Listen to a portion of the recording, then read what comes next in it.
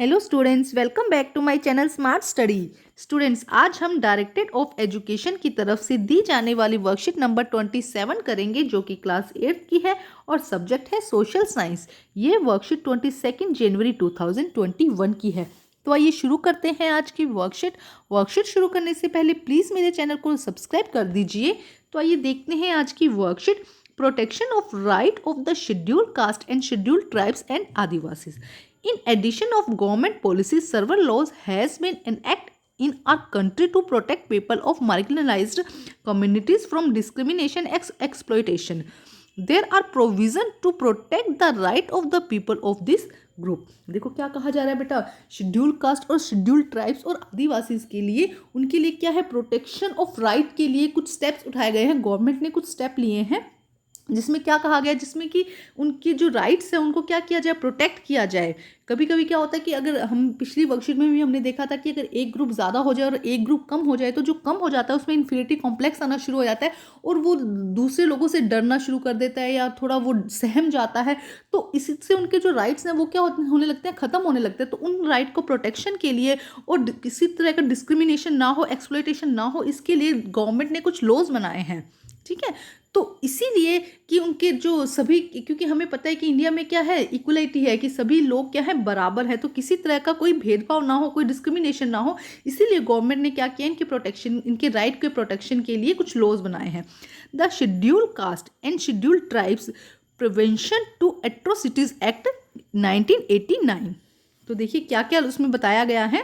Provision of punishment of forcing a person belonging to SC/ST to eat और drink any अनईटेबल substance. अगर कोई व्यक्ति जो SC और ST से बिलोंग करता है उसे कोई ज़बरदस्ती ऐसा खाना खाने को बोले या ड्रिंक करने को बोले जो अनईटेबल हो, मतलब खाने योग्य ना हो, कुछ गलत खाने को या कुछ गंदा खाने को बोले, अगर कुछ ऐसा किया जाता है तो ये क्या है, पनिशमेंट। इसके लिए क्या किया गया, प्रोविजन ऑफ पनिशमेंट है।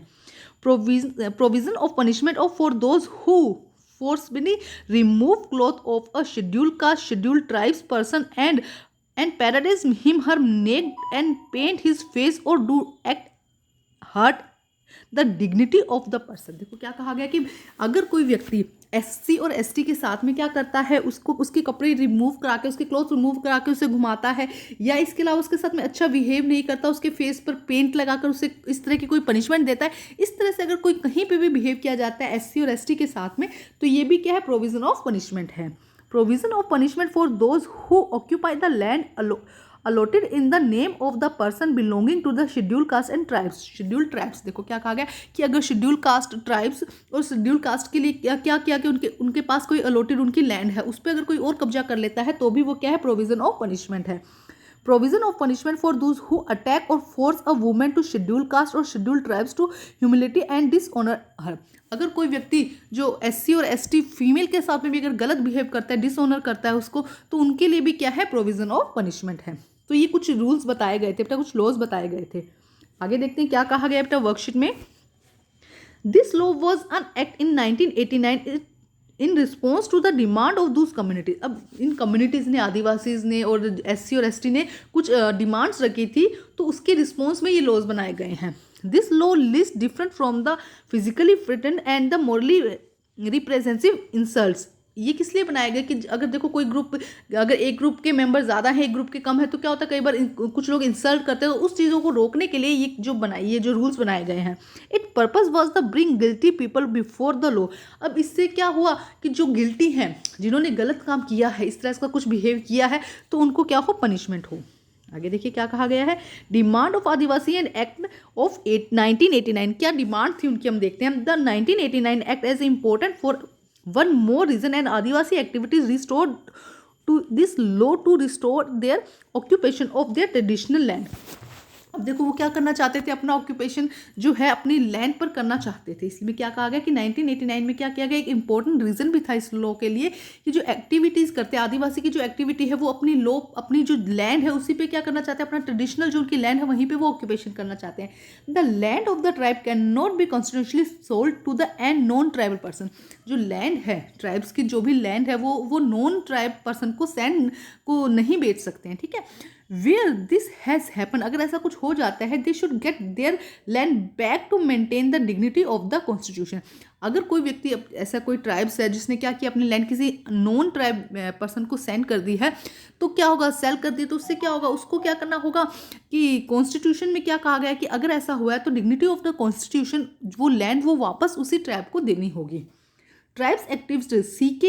Janu alleged that the government of various states are also behind the vulgarity the constitution law of the tribes।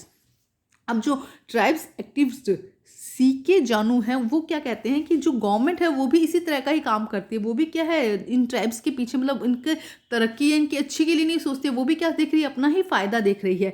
It is that government that allow non-tribe industry to the exploit in the tribe land in the name of the timber trade, paper mill and to dislodge the tribe from their traditional forest। अब देखो हमें ये पता है कि जो आदिवासी हैं, जो ट्राइब्स हैं, आदिवासी कहाँ रहते हैं बेटा, वो फॉरेस्ट में रहते हैं। तो जो गवर्नमेंट है वो क्या कर रही है, वहाँ के ट्रीज़ को कट कर रही है ना, वो तो उनका वहाँ पे रहना ही वहीं पे है। ट्राइब्स का कहाँ रहेंगे, वो आदिवासी लोग कहाँ रह रहे हैं, वो जंगलों में रह रहे हैं, फॉरेस्ट में रह रहे हैं। तो चाहे ट्राइबल ट्रेड हो, पेपर मिल हो, इसके लिए वो क्या कर रहे हैं, पेड़ों को काट रहे हैं। जब पेड़ों को काट रहे हैं तो उनके एक तरह से उनका घर क्या हो रहा है, ख़त्म हो रहा है, और इसके बदले वो उन्हें कुछ अच्छा मुनाफा भी नहीं दे रहे हैं।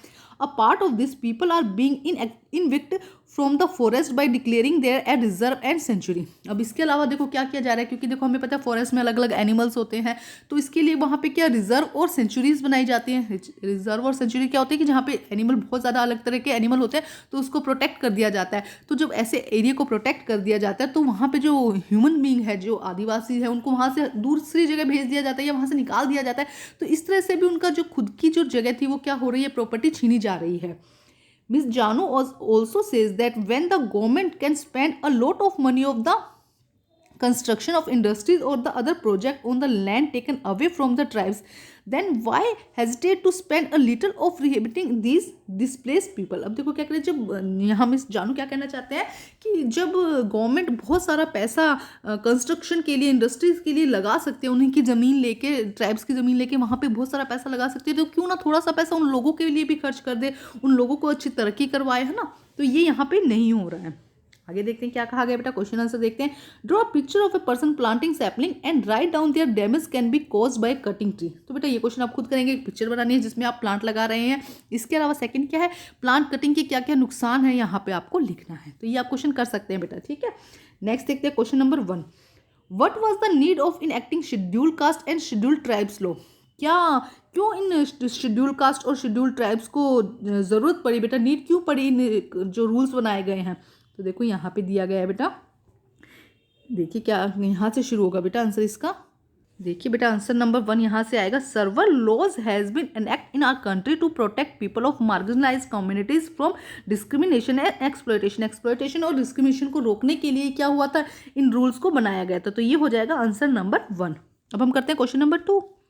देखते हैं क्या कहा गया क्वेश्चन नंबर 2 में। What are the main point of the schedule caste and schedule tribes act. क्या उन्होंने पूछा है कि मेन पॉइंट क्या है उस जो एक्ट बनाया गया था।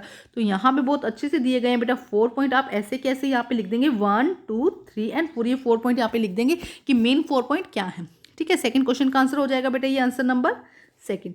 अब देखते हैं नेक्स्ट क्वेश्चन क्या है। क्वेश्चन नंबर 3 देखिए क्या कहा गया क्वेश्चन नंबर 3 में। Why should the tribes get their land back. उनको अपनी जो लैंड थी वापस क्यों देनी चाहिए थी जो आदिवासी थे। तो बेटा यहाँ पे आंसर आएगा answer number 3। The land of the tribe can not be constitution sold a non tribe person where this has happen.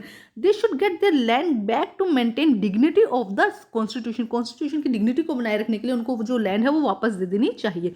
ये हो जाएगा आंसर नंबर 3। क्वेश्चन नंबर 4 देखते हैं क्या कहते हैं।